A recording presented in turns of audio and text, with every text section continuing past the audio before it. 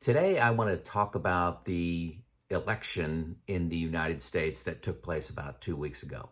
This is not political. I'm not going to talk about Republicans or Democrats or policy. I want to talk about how the experts and the media got it so wrong. How did they get it so wrong? And what lessons are there for you and me? I got 5 of them. Number one, let's jump right into this. The experts get it wrong all the time. How many times have you heard about the impending crash of the U.S. stock market? All the time. And eventually somebody's right. You say it's going to rain 100 days in a row. Eventually it's going to rain and you're going to say, hey, look at this expert. He predicted this rain. Does that mean don't listen to the experts? No, I listen to the experts, but they are biased, okay? They are biased. Many of them live a totally different lifestyle than you and me.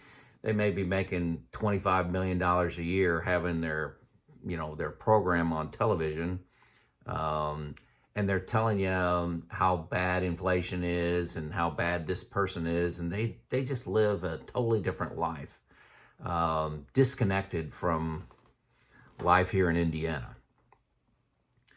So listen to the experts. Now, lesson 2 inside of that, I like to listen to the logic of others. So when the experts come in, what's their logic path? Do I agree with that? Do I not agree with that? Perhaps I may put some safety inside of my retirement plan based on the stories that they tell and the opinion they have.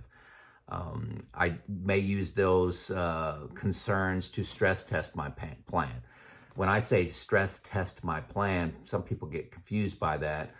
What that is my plan is in Boldin, is I try to make it fail. So if I put in inflation as 3%, I may move inflation to 3.2. What's that mean? Move it to 4. What's that mean? Where does my plan fail?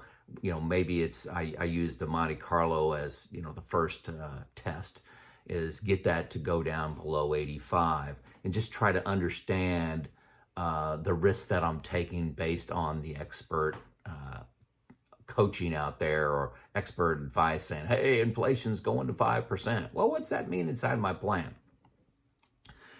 So listen to the logic of others. Now, lesson number 3, don't overindulge in hearing the messages of the doomsayers, okay? Most of the time when you're watching media, it's the same message over and over again with a slightly different spin on it. You become what you consume, okay? So if you're watching the media all the time and they are selling fear, what can go wrong, you become a little bit more fearful. So don't overindulge in what the messages, those messages coming from the experts. That's my lesson. Lesson number 4, this is something that I do pretty well.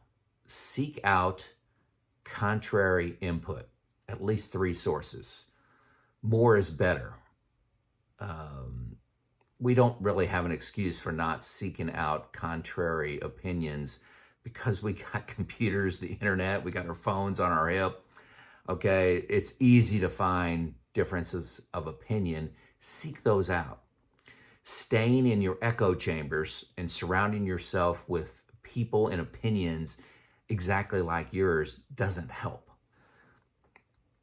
Worse, a lot of people just go down in their basement and they're in their own thoughts, okay? You're stuck in your own thoughts and your own fears, your own assumptions and misunderstandings just keep magnifying inside of your head. Don't limit inputs on information. Examples.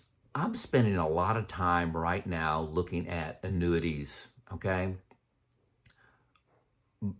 I've made a decision. I don't like annuities. They're not for me. They're not with my risk profile, but I'm studying them a lot because why do so many people do this? How are they being sold? Why? What? Let me understand it deeper. So I'm spending a lot of time on that to challenge my assumptions. In the past, I've done this with long-term care and the timing of Social Security. I'm planning on taking Social Security, somewhere around 69, maybe even 70. Why are so many people taking it at 62? What's that argument? I also get difference of opinion from my retirement group, my two other friends that I share everything intimately with. And I also talk with Neil, my certified financial planner. So get differences of opinion, seek it out. It's easy to do. Don't just look for things that confirm your already existing positions like long-term care, time and Social Security, annuities, things like that.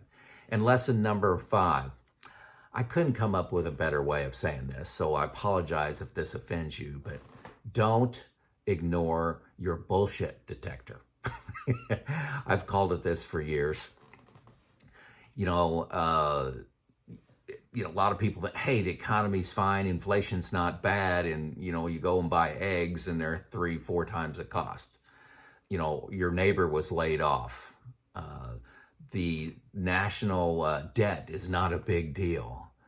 I remember in 2006, 7, when you can get a mortgage for 105% of your home's value.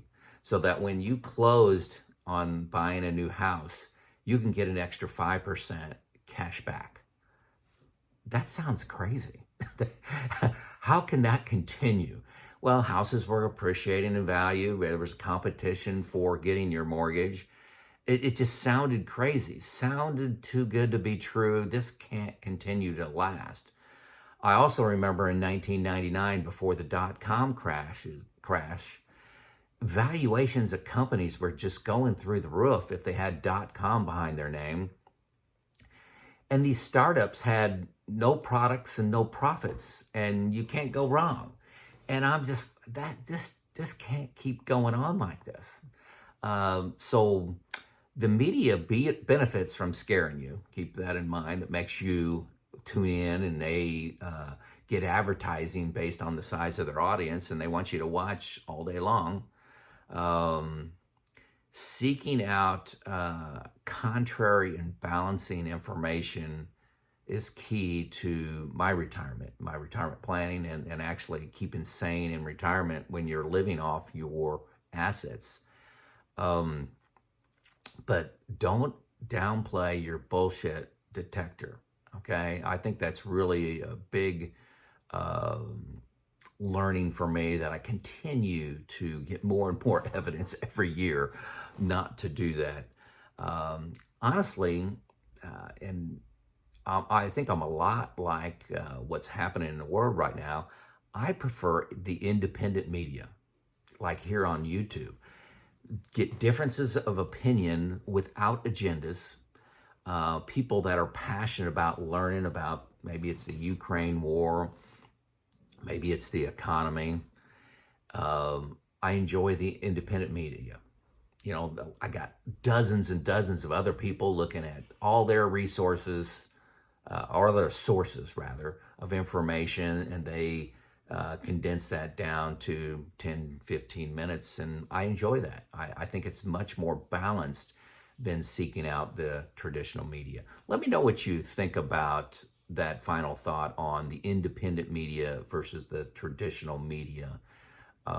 It used to be the traditional media was very good, but all of them have agendas now.